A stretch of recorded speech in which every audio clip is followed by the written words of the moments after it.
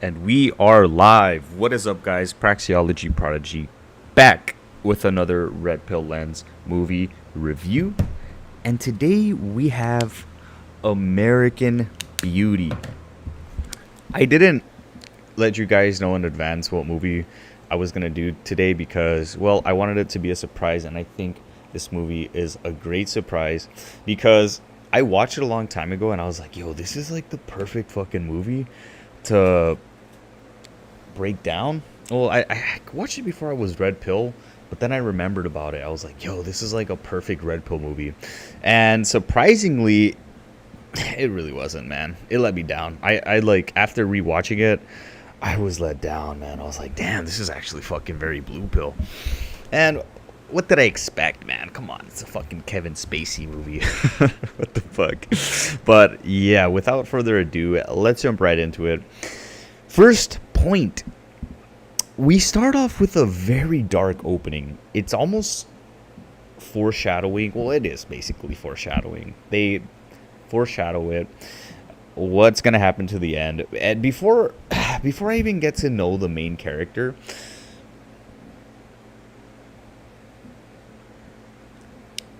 I can tell what kind of person he is by the way his own blood daughter, his own like family speaks about him to her alpha.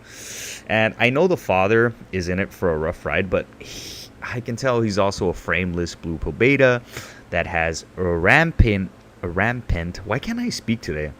That has a rampant beta gene that is basically going to end his life for him. Okay.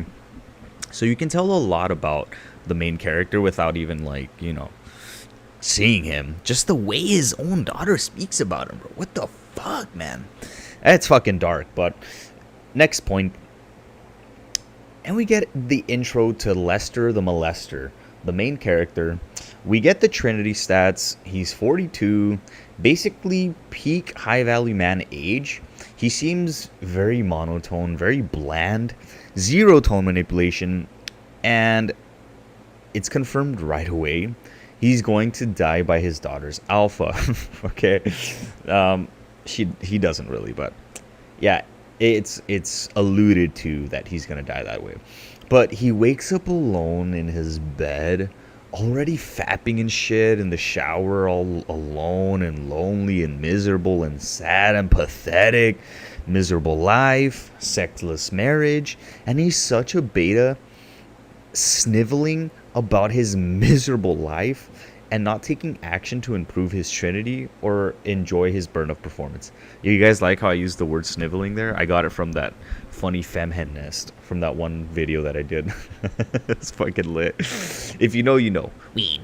All right, but yeah, what a pathetic guy, man. So we see inside the mind of a beta chump. We see his bitching wife, his bitching child. He's the perfect archetype of a Homer Simpson father. He mentions that he feels sedated, and I'm not gonna lie, it's probably because he's plugged. Well, it is because he's plugged in and fapping every morning, especially low T. Most likely because his age, but yeah, he's so clumsy. He drops the newspapers that is in his briefcase. Bro, what a Homer. Every time Rolo mentions the archetype of Homer Simpson, I'm starting to think, yeah, he's right. Like, I do see them, but then it's like so blatantly obvious when you watch these kinds of movies that are perfectly geared towards the sedated, plugged-in Matrix audience. And this is one of those movies that's a perfect sedation for a blue pill individual. Okay, we'll touch on that at the outro or the movie score. But next point. Then we get to his burden of performance office job. Okay, it's a shitty little newspaper editorial thing. He's taking a call from some customer. What the fuck is he selling? Newspapers? Don't they sell them in the newspaper stand? Like, why the fuck doesn't he just go around stalking the newspaper stands? Get some commission off of that shit, bro. Come on, man. You don't gotta call people for that shit. But I don't know. Anyway, he gets pulled into the boss office, the big dick Chad boss office. 6 foot tall Jack. Not kidding. But yeah.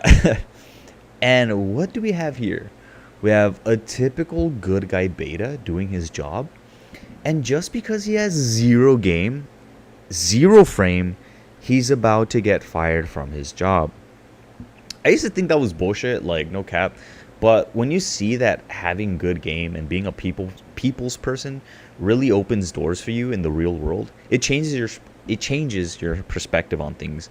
It doesn't make you lazy. It doesn't make you, well, like I just want to suck dick every day and kiss ass. Nah, not really. I mean, you just know it's in the back of your mind. Like, okay, I gotta. You kind of start becoming aware of whose ass you gotta kiss, and you know what I mean. Like you're like, all right, I gotta. This guy has the power. This guy has the influence. This guy has. So you start playing a game, and you're just like, it's all a game, bro. Life is all a game, bro. It's so crazy. But yeah, shout out Red Pill Awareness. Anyway, so where was I at? Fuck. Sorry, guys. Yeah, bad game from Homer. Low Trinity right off the bat, because I mean, what kind of job does this guy have, bro? Fucking low paying office job, really? Then the very next scene, we see the dumbass Homer tell his wife he's about to lose his job. And guys, what does Myron say every fucking show, bro? Never ever open up to your hen about your problems or your emotions or anything like that in real life, especially relating to a burden of performance situation, because then the hen is just gonna go crazy and divorce you or mommy you and treat you like shit, bro. It's just never a good idea to do that shit, man. Just listen to Myron, guys. Just watch Fresh and Fit, okay? But yeah, that's that shit you talk about to your network, right? That's why Zerk always says good network, and Myron always says say it to your boys. So yeah, just bring it up to your network. Be like, guys, about to lose my job. Your network got your back, man. They'll say, hey, look, don't worry, I got you over here, or move to this state, or do this, do that. You know what I mean? So it's just guys helping guys. We understand the burden of performance. I said I was going to talk about this because I had this thought experiment about burden of performance. I don't know where it was. Because the other day I wrote, I'll just worry about it till when I get to that point. But yeah, I have this thought experiment that I'll share with you guys, that sometimes, like, when you have those thoughts about like red pill shit, you just think about them in depth, and I'll read it later on whenever I find it or whenever we get to that point. But yeah, also this scene shows his wife is constantly nagging and annoying him. It shows you who holds the frame in the relationship and who's the bitch. Homer. Remember, whoever needs the other person the least is the one that holds the power in the relationship. Some shit like that, right? You guys know what I'm saying, man. Read the fucking book, man. Read the first book. You guys know. All right, next point. Then we get to the dinner scene. We have a few dinner scenes, but this is the first one. Bruh, what a loser. So Lester the molester, Homer, starts to yap to his daughter about his failure on his burden of performance side of things. And like a typical hen response, like a hen, she doesn't give a fuck, bro. Obviously, man. Why would a hen care? And he gets butthurt. Bro, why would you get... Bro, you're a man. No hen will ever understand the troubles of a man's burden of performance, okay? Guys, just fucking drill it into your fucking head, bro. Okay, then we see some more family dynamic of his daughter. She's back talking to him along with his wife, like blatantly disrespecting the obvious beta loser, quote unquote, man in their life, okay? And to be honest, he needs some more man in his life. That's one thing I like right off the bat. You can see like what's the problem with these people's lives. This guy needs more men in his lives, or like more actual men, right? He's surrounded by women. Later on in the film, he's jogging with some sus boys, some pause boys, some, you know, rainbow people, and it's just like, dude, this guy is surrounded by estrogen and feminine energy. Dude, what the fuck, man? Whenever Tate says like you must be surrounded around competition and masculinity, I think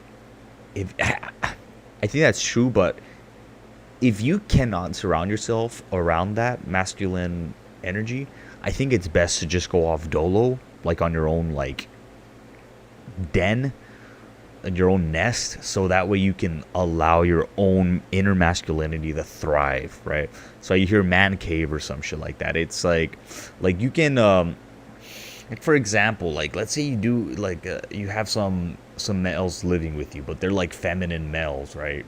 You just, and you're like, you're obviously the masculine male, and you're the one that's giving off that masculine energy all the time. It's just, it's draining, but yeah, you guys need to thrive in your own masculine and accept it, man. I used to think when I was young, I was like, man, what's all this talk about, being your masculine and fucking and positive masculinity? I used to think as a joke. I was like, we're men. We have a ball sack, we have hair on our cocks, like, it is what it is. But no, it really, that energy really is alive and well, and it's draining, man. But it is what it is. Nature is nature. Okay, so yeah, these two hens made this guy fucking feminine, man. It's sad to see a man falling into his feminine and he has no idea. He's doing it blindly. He's like, oh, zombie, right? The plugins, man. It's like, you feel bad for them, but then when you try unplugging them, they fight back. And it's, yeah. Like Rolo always says, it's, what does he say? It's like a battle of attrition or some shit? Some shit like that. I don't know. I have too much Rolo quotes in my head that I can never quote them properly. But anyway, then we see a stalker videotaping them. What the fuck? So this is the OG version of an incel archetype. Like the weirdo with the video or camcorder, whatever the fuck they called it back in the early 2000s. Recording the neighbors and shit, all weird and shit. Okay, whatever. Yo, how have incels changed, man? How have times changed? Let's think about that for a second. I don't want to take up too much time in the review, but dude, back then an incel used to be a scrawny little white kid that's always quiet, like that school shooter, like what we think of a school shooter nowadays, with his camcorder recording dead birds and shit, like incel. And then now, like, an incel is like a fucking Chad, 6 foot tall Chad with fucking nice developed frame, and it's just good all around everything. But just because he says like, oh, like feminists are dumb, he's an incel now. Like, dude, this guy is the perfect fucking human male, and he's considered a quote unquote incel just because he doesn't agree with the feminine imperative, man. You guys know what I mean? It's crazy how times have changed, man. It is actually mind-boggling when you go back and see the original, the OG archetype of that incel. The funny meme, right? Okay, but next point. Then we get to the wife hen burden of performance. She's a real estate agent. She's trying to sell her house, but it goes miserably for Karen. And we see her true sadness come out because, like, again, I'm quoting Myron, like always, or Zerka, or Rolo, or Tate. You guys get the point. But yeah, like Myron always says, a woman's tears are only real when they're alone. So this is genuine sadness, and we can see it's her being too much in her masculine. All right, the only thing a hen wants, the only thing, is to be in her feminine all the time. All right, shout out to Zerka, shout out to Zayd IQ, bro. She wants a husband to be taking care of all that shit, bro. She doesn't want to work, bro. Do you think she wants to be out here selling this fucking house, cleaning? Nah, she wants to be a hen in her basement, locked up in a cage like a fucking bird, putting on makeup, man. Fucking Zerka, bro. That guy's funny. But yeah. Yo. What's it called? ZerkaOfficial.com. Go check it out, guys. I'm going to try to get an affiliate link later on. But anyway.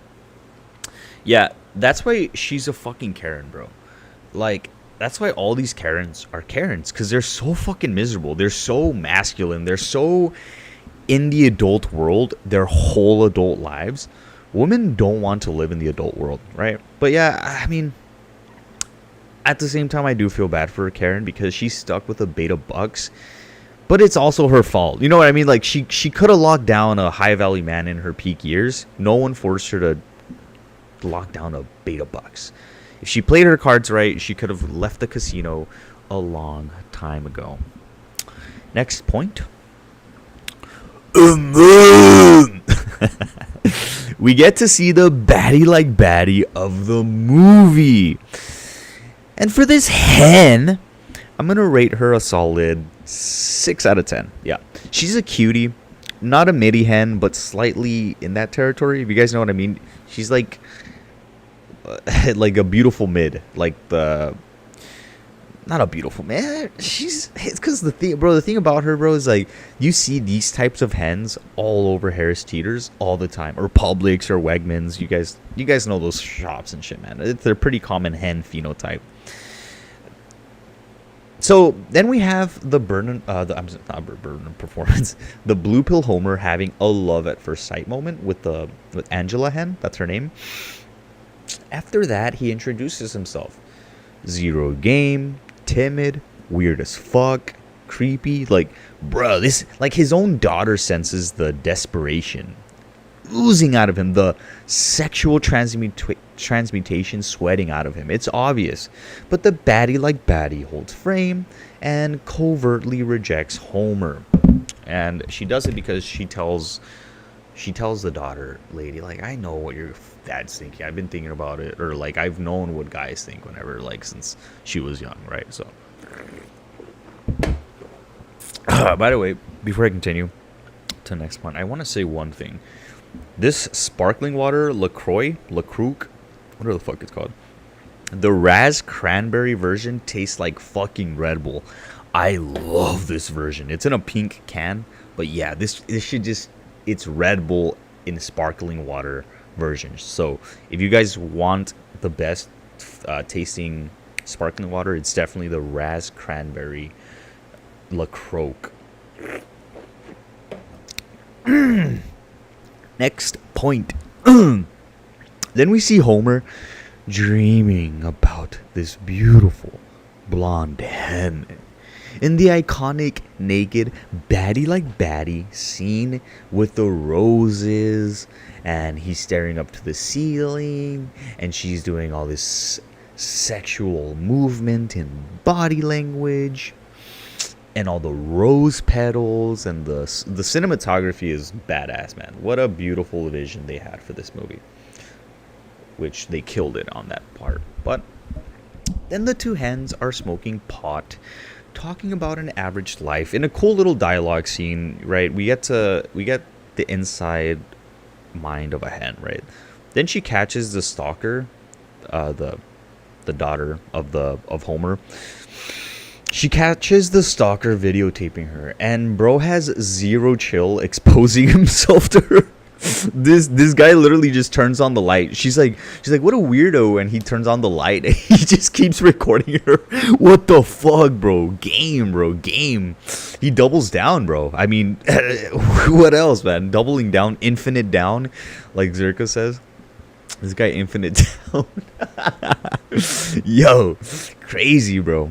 But yeah, after he exposes himself to her, this weird daughter hen, she gets happy over it. She closes her blinds, but she starts smiling. What a weirdo little hen.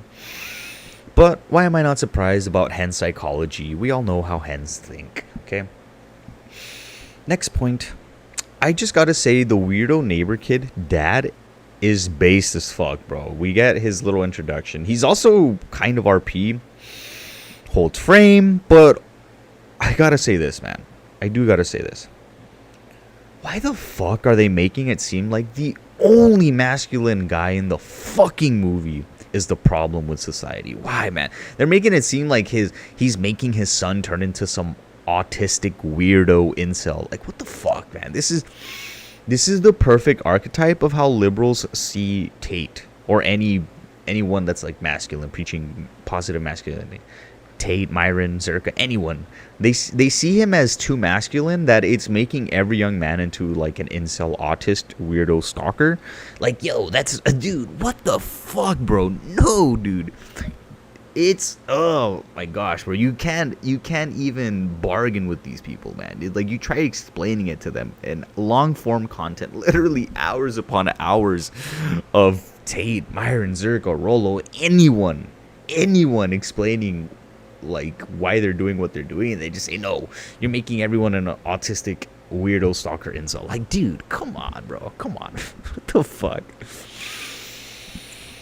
Dude, my nose is always clogged up. I watched a mewing video yesterday. doing the McKinsey chin tuck. It's helping with my breathing. Okay, next point. What the fuck? Why did I talk about viewing there? Then we see the weirdo stalker alpha running some direct sociopath game on the shy daughter hen. And the bitch eats it up. So good, bro. So good. You can sense the dark triad. I don't even know if you can call it dark triad. It's like, in this scene, it's straight up sociopath, right? It's oozing out of this guy. But the dumb little hen confuses it as confidence because he doesn't break frame over what he did, which is recording her, right? So he doubles down, infinite downs. And he says he was just curious, and his overt game of ignoring the baddie like baddie actually paid off because now the shy hen feels special. Later on, it turns out he is pretty dark triad. He's a good kid. He's not a sociopath. Yeah, we'll see that later on. But yeah, he good game on that. It's actually weird game, but it's good game, surprisingly, because he follows all the archetypes and all the game tactics you're supposed to. Doubling down, holding frame, ignoring the hot bitch, you know. But yeah, it's overt game. Nothing wrong with overt game. Next point. Then we get to the real estate convention. Bruh. The Homer guy acts weird. The Homer main character acts weird as fuck in front of his wife's competition. Then right away, Buddy King, the wife's competitor guy, picks up on this social cue. And he takes her to a private table, and bro, when Rollo says sometimes the girls rizz themselves up for you, he wasn't lying. The Karen wife literally rizzes herself all the way up by pedestalizing Buddy King, her competitor guy, the alpha real estate dude. And all he does is stare at her and says, "Call my secretary to schedule a lunch." The guy literally spoke five words, and the bitch is wet, bro. Yo. Bro, the guy did nothing but show off Trinity, social calibration, and the hen fell right into his trap. What a hen, bro. What a hen. She walked right into his cage, into his... What is it called? The... Whatever. Just cage. Just say the cage. No, it's not a cage. It's like those outdoor things. The kennels? Some shit like that. I don't know. Can't think of that word. And... yeah, so... then right after this, we see Homer meets the weird neighbor kid. And turns out, the weird neighbor kid is actually a plug, bro. This guy's a fucking pothead, dealing perks, dealing lean, dealing heroin, dealing meth, dealing everything. This guy's Pablo Escobar of the suburbia that we see here. So this guy's a fucking low-key millionaire and shit. This guy's crazy. And we start to see the quote-unquote midlife crisis start playing out in real time. Although I saw a reel from Rollo the other day, and he called it the most perfect description ever, bro. Instead of a midlife crisis, Rollo says it's a midlife zeroing out. Bruh, dude. Game, bro. That's RP, bro. That's RP, bruh. Come on, bruh. Dude, that's such a perfect description. But yeah, he starts smoking pot with the neighbor kid. And they start talking about like some dumb movies, whatever. Some dumb bullshit, right? Okay, but yeah, anyway, next point. Then we see the baddie like baddie staying over. And once again, Homer has another love at first sight scene. But right after he hears the baddie like baddie saying she will let him hit, he starts to work on his look side of Trinity. Because he goes up to their door, the daughter's room, and then he like sneaking up on them. And he hears the baddie like say, yeah, if he has more chest, more shoulders, blah, blah, blah, more good Dorito upper body, I'll let him hit. So right away, he goes downstairs. He goes to the garage and starts working out. Like there's no tomorrow. Sorry. What the fuck? We do it live, guys. We do it live. Yes, that means having hiccups and having your nose clogged up. Oh, I can barely fucking breathe. Okay, so yeah, he goes to the garage and starts working out like there's no tomorrow. All while the weirdo kid films him while his Johnson is hanging out. But yeah, in the middle of the night, he gets a nice testosterone boost and holds frame against his wife. Good on him, finally holding his ground. Then the next scene, he buys some pot from his neighbor's kid. And he starts bench pressing and has a badass exit from his job. He basically threatens the boss dude, saying, look, I know the upper management bought a hooker, and, you know, he basically just blackmails them for a badass severance package, right? So, yeah, this motherfucker is getting a year's worth of salary with benefits, bro. G, that's fucking G. Oh, and also, before I forget, yeah, this, when he tells the neighbor kid to, I think it was right here, where he says, call him, or that movie. No, he goes up to their room, and then that's when the dad, the military dad, starts getting a little inkling of, yo, what the fuck's going on with them. All right, next point. This is just a quick little scene I wanted to point out. We see Karen wife go to lunch with Buddy King, and her eyes of lust, I can see in your eyes, ain't gonna lie, blue dollar bills in her mills, it is got. Yeah, so her eyes are full of lust for the real estate guy. And it's literally so apparent, right? She, out of everyone in the film or in the movie, is giving the biggest fuck me eyes to that guy. So good, bro. And all the dude does is just spit some RP motivational talk, and the bitch's pussy gets wet as fuck, man. Who would have thought Karen's love subliminal ambition RP game? You know what I mean? And yeah, bro, he fucking rails her hard after that lunch they had, bro. Yo, that shit was funny, bro, when they're fucking. Yo, I guess fucking funny. Yeah, next point. And we see young dumb daughter, Hen, get rizzed up by the drug lord neighbor kid, Alpha. And she walks home with him. She kind of defends him from Angela Hen. And her love for sociopaths, bro. The psychology of hens, bro. It's actually really cool when you get to understand. I'm listening to Hormonal right now by Marty Hazelton. Really cool book. Really cool. Yeah, it's another book Rollo recommended, and it's really fucking surprising. It tells you a lot about the inside of the mind of a hen. And we see where he gets his weirdness from, because his hen mother has some form of mental illness. And bro, then I realized, bro, this kid has identity, bro. He has identity, bro. What does Zerka say you need along with Trinity? You must have an identity, bro. Doesn't matter what it is. And this guy is so fucking passionate about filming. He fucking hypnotizes the neighbor hen with passion hobby. It's just oozing out of him, the passion and his poetic description of his work. So emotional. It's just so magnetic and has this gravitational pull. And it just completely convinces the hen that he's the one for her. She holds his hand and she makes the move on him. Next point. Then we get to the next family dinner scene. And hold on. Okay, cool. 30 minutes in, sorry. And bro, the midlife zeroing out is complete. Homer turns into somewhat of a high value man, and he lets his testosterone rage out finally, bro.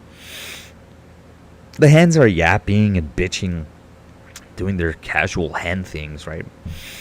And he tells the hen to shut the fuck up and know her place. Along with his daughter, he tells her, sit the fuck down, you fucking hen. And you can see the subtle disgust they have for him. Normally in these alpha rage cases, I would say they're smiling on the inside. They're happy they're getting wet. But the thing about this scene, guys, is that since they know he's a plug-in, they know this type of behavior is so sudden and out of pocket, it comes off as inauthentic. Like Rollo says, right? Rollo says, the changes must be subtle and come over time. They cannot just be out of nowhere. You can't just go from beta to alpha. Otherwise, it's, right, inauthentic and it shows like you're just trying to be someone you're not. So yeah, no frame, right? So they cannot be, your changes cannot be out of nowhere, because they won't take you seriously, and it shows right here perfectly in this scene. They're not taking him seriously because these changes are very sudden, they're very out of nowhere, they didn't happen over time incrementally, in tiny little increments.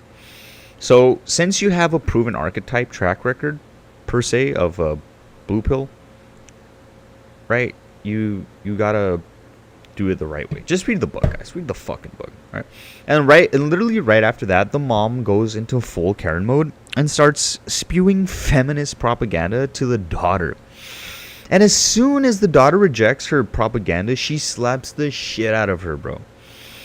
And what do hens do right whenever they feel bad? She goes straight to the drug dealer alpha dick. The only way she knows to cope is to self-destruct. Okay, self-destructive behavior is the only way hens cope. And she starts stripping for him, and bro, she's a little baddie like baddie, bro. I'm not gonna lie.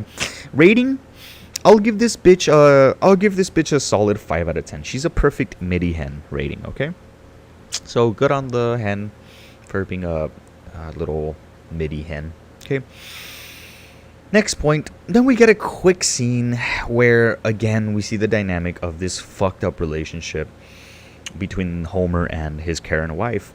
I think Rollo even referenced this scene somewhere. I don't know if it was in a book or in a pod class that he had a while ago, but basically Homer tries to initiate sex by playing the mental game on the hen, which is good Zerka game, but just as he's about to get started, the hen looks over and sees he's about to spill beer on the couch.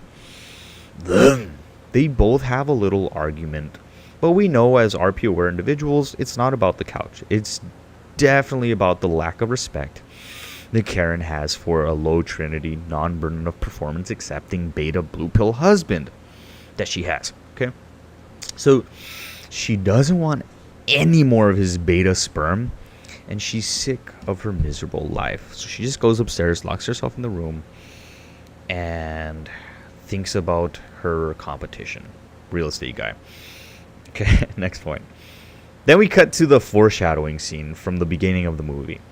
And we get a little backstory on the drug lord alpha kid. You actually feel bad for this kid and his background, right? But he has a good heart. How he's a solid rock of discipline for this chaotic hen, right? And, okay, because in this scene, right, it's back to the foreshadowing how the daughter wants to have the father killed. So she basically wants to be a war bride. She wants the darkest, most visceral experiences of human nature to come out and basically manifest themselves, which is pretty fucking dark, bro. She wants her father dead, and she wants to be taken by an alpha drug lord, right? Basically a war bride dynamic right there. But this kid stays stoic, man. He says you shouldn't be thinking like that, right? And I'm happy this hen found a stoic kid like that, man. Good for this guy, man. He got a good hen. Well, she's fucking evil, like all hens are, but yeah, good guy, man. Good. Like, the more this movie goes on, the more you start to realize the main character is actually the drug lord kingpin alpha kid, man. He's a fucking good kid, man. He tells her that, like, having bad thoughts like that is like a no-no, and she quickly hides her evil side, and she plays the innocent hand, like, oh, I didn't mean it, but you did mean it, bitch. Like, you can see it in their eyes, but you can see it in your eyes, ain't gonna lie. Blue dollar bills in the hills. So this guy, bro, you can see her fucking, her facial expression. Evil hen. Evil hen. Yeah, this drug lord kid is, he's a good kid, bro. But good fucked up game. It's a weird fucked up point, but final point. I know I skip a lot, but it's just a final point. There's not much intersexual dynamics up until this point, but we get to the end where everything starts crumbling downhill from here on out. We get the neighbor dad thinking his son is a sus boy. We get Karen wanting revenge on her husband. We get the daughter leaving town with the drug lord. And then the final blue pill moment where Homer is finally gonna smash the baddie like baddie of the movie. And she reveals she's a virgin, bro. Yo, that's crazy. Although I doubt that, because she was very overt throughout the movie to everyone about how much of a whore she was. But you can argue that was just for show and like to shoo people away, right? But who knows? So Homer stops mid-track, which, by the way, the whole sex scene is a fucking complete fantasy, bro. That has never happened and never will happen to a blue pill old man. Maybe to an RP old guy, like a high value man that knows his worth, has game, has frame, all that shit. Like I'm not surprised for like a blue pill guy. You can kind of argue he's kind of RP at this point because he's having a midlife zeroing out and he's understanding his worth. But he's really lacking in a lot of things. So he's blue pill to the very end, man. Maybe once in history, by accident, has this happened to a blue pill guy that was a contextual alpha, right? But deep down, solidly blue pill, sure. I won't argue that, but never where a virgin chick initiated obvious sex with a clear and obvious blue pill man, right? So they go to the kitchen and have a talk, and the baddie asks Homer how he's doing. And of course, no one ever asks a man that. So Homer gets happy and he reflects on life, which is really blackpilling when you realize how depressing the Of Love and War chapter is. But after some time, you guys get used to it, right? You're just like, reality kicks in and you understand why no one cares about a man. And here, I have a thought. I mentioned the thought experiment over this. Let me bring up the thought experiment notes here, because I mentioned it earlier why the hens don't care about the father losing his burden of performance, losing his job. And I mentioned it many times. Men have to accept the burden of performance, and women have to accept the burden of preservation, right? But hold on, where did I write it down? Here it is. So Tate actually caused this. So Tate, I saw one of Andrew Tate's tweet that no one cares about how men feel. This made me realize the same way us men don't care about what women do for a living and only care about them accepting their burden of preservation, right? Stay young, stay fertile, stay a virgin, stay chaste, stay caring, stay fit. Don't get trauma in your life, like stay inexperienced, don't run through dick, right? Don't have all this mental baggage. Just accept your burden of preservation. Just stay locked in a room all day until you find Prince Charming, right? The same way we don't care about what what women do for a living is the same way women don't care about how we feel, and they only care about us accepting their burden of performance, which is us going out, becoming the best versions of ourselves, working hard, maxing out our Trinity. Then they care, right? But they don't care about us when we're not doing those things, right? Or our feelings, whatever. So yeah, this is very RP wearing scene where, yeah, it's just a cool thought experiment there I thought I'd bring up. And then Homer gets pop-titted by the neighbor dad, and Karen gets framed. No, I'm kidding. But she was about to do it too. But yeah, even though he got pop-titted, people still miss him, right? Even though he had a miserable life, you could see everyone's reaction right after that. The daughter, the alpha kid, the drug lord alpha kid, the baddie like baddie, the wife, they all cared about this guy. Although he was a loser and beta plugged in, but he still had some influence, man. So sad. And then we get a sob story ending to finish this blue pill movie. It's kind of sad. It is kind of sad. He was improving himself, but you shouldn't have been sus, bro. That was your downfall, man. Acting sus, man. Come on, bro. You guys should have had. And why the fuck are you guys' windows open, bro? For everyone, all the neighbors to see you, bro. Bro, close your blinds, bro. What the fuck? Weirdos, bro. You deserve that shit, man. Idiots. But then again, this is in late 90s suburbia in America, where everyone had their doors unlocked and their cars unlocked and their car keys in their car, and they didn't care about the neighbors because they knew they respected privacy. Everyone had boundaries. It was white. I'm kidding. But yeah, movie score. On to the movie score. 0 out of 10 RP score. Sure, this movie shows Homer getting his frame back and finally becoming a man. But for what, bro? He doesn't even hit the baddie like baddie at the end, bro. He doesn't even smash, man. He just gives up and goes back to being blue pill, right? What a waste of a storyline. The only RP thing about this movie is the wife cheating with a successful alpha, bro. You know what I mean? But yeah, not much, man. Not much. Very lackluster. Blue pill score. I'm going to give it a 10 out of 10. Blue pill score.